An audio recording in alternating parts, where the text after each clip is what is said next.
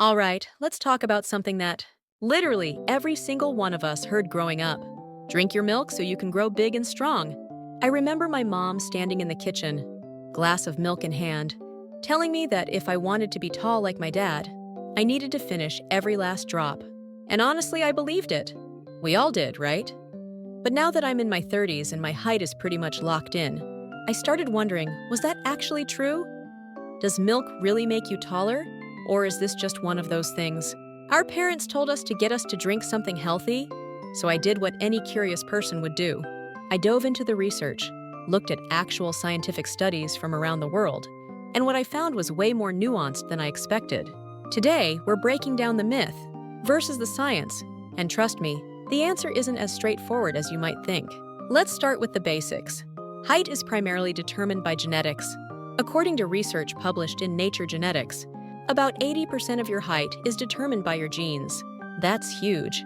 If your parents are both 5'5", the chances of you being 6'3" are pretty slim.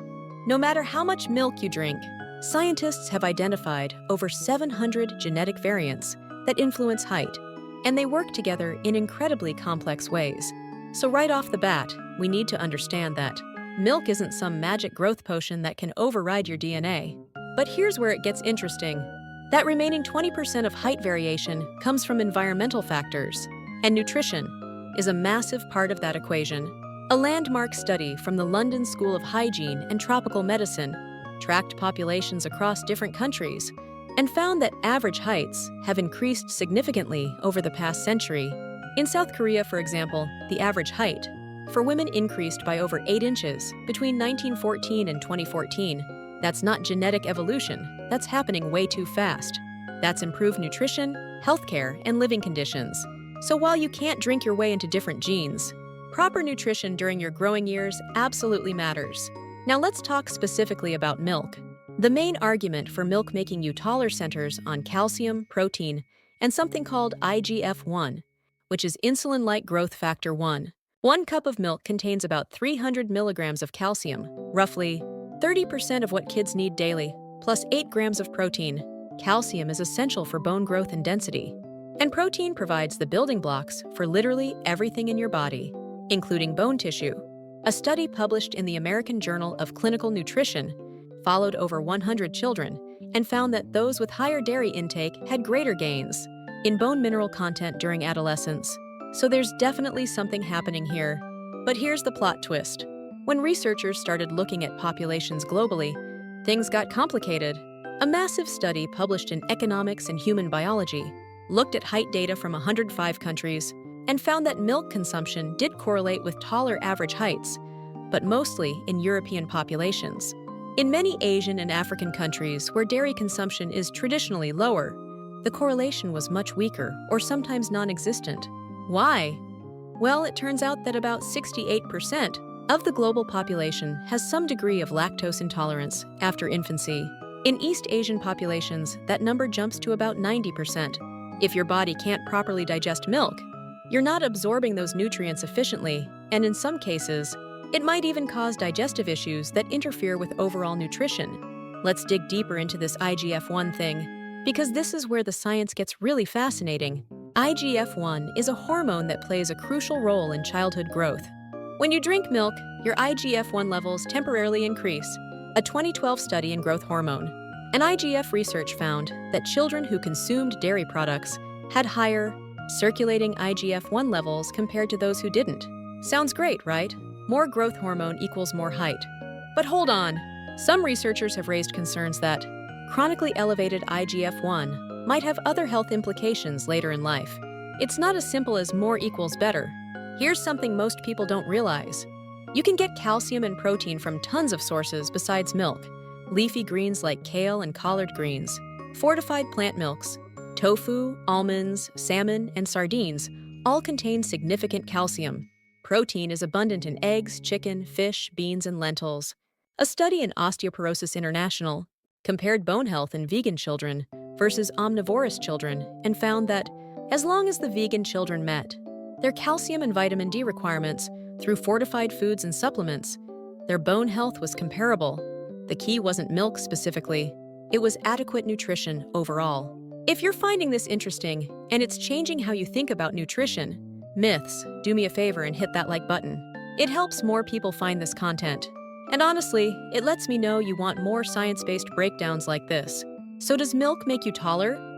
Here's what the science actually tells us. If you're a growing child or teenager, and you're drinking milk as part of a balanced diet that includes adequate protein, calcium, vitamin D, and other nutrients, then yes, milk can contribute to reaching your maximum genetic height potential. But it's not the milk alone doing the work. It's the combination of nutrients, overall, caloric intake, sleep, physical activity, and general health. The real question isn't whether milk makes you taller. The question is whether inadequate nutrition makes you shorter. And the answer to that is absolutely yes. Malnutrition during childhood, especially protein-energy malnutrition, has been shown to stunt growth significantly. A study by the World Health Organization found that chronic undernutrition affects about 149 million children under 5 globally, leading to stunted growth that often can't be reversed, even with improved nutrition later. In that context, milk can be a convenient, nutrient-dense food that helps prevent deficiencies, but so can many other foods. There's also a critical window here. Your growth plates, the areas of developing cartilage tissue, near the ends of long bones, are most active during childhood and adolescence. For girls, growth plates typically close around ages 13 to 15, and for boys, around ages 15 to 17, though this varies. Once those growth plates fuse, you're done growing taller. No amount of milk, or any food for that matter, will make you grow after that point. A study in the Journal of Clinical Endocrinology and Metabolism confirmed that final adult height is essentially determined once skeletal maturity is reached. Here's my take after looking at all this research. The drink milk to grow tall advice isn't entirely wrong, but it's oversimplified. What's really happening is that milk is a convenient package of nutrients that support overall growth and bone health during the critical developmental years. It's not magical, and it's definitely not irreplaceable. If you grew up in a household where milk was pushed on you and you hate the taste, you didn't miss out on some essential height-boosting miracle. If you're lactose intolerant and avoided milk your whole childhood, that's fine. 2, as long as you got those nutrients elsewhere. What actually matters for reaching your maximum height potential is consistent, adequate nutrition throughout your entire growing period. That means enough calories, enough protein, sufficient calcium and vitamin D, plus vitamins A, C, zinc, and other micronutrients. It means not experiencing chronic illness or stress that diverts resources away from growth. And it means genetics, which you can't control anyway. One more thing worth mentioning. There's been some interesting research on height and generation. Studies show that children of immigrants often grow taller than their parents when raised in countries with better nutrition and healthcare.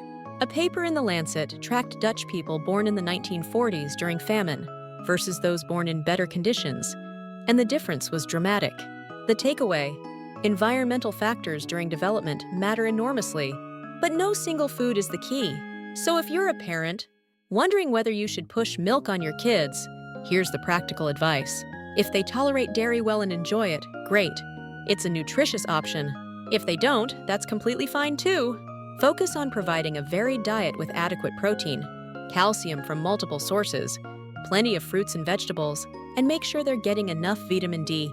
Whether from fortified foods, supplements, or sun exposure, that approach will support their growth. Far better than obsessing over milk specifically. The bottom line is this: milk doesn't have some unique property that makes you taller. What it does have is a combination of nutrients that support bone growth and overall development during the years.